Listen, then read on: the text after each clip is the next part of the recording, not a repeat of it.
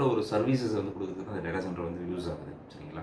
இந்த டேட்டா சென்டரில் வந்து பார்த்தீங்கன்னா அவைலபிலிட்டி அப்டைம்ன்றது ரொம்ப ரொம்ப முக்கியம். அதாவது வந்து பார்த்தீங்க அப்படின்னா அப்டைம் இன்ஸ்டியூட் அப்படின்றவங்க வந்து பார்த்தீங்கன்னா டயர் கிளாசிஃபிகேஷன், இந்த டேட்டா சென்டர் டயர் கிளாசிஃபிகேஷன் வந்து பிரிச்சிருக்காங்க.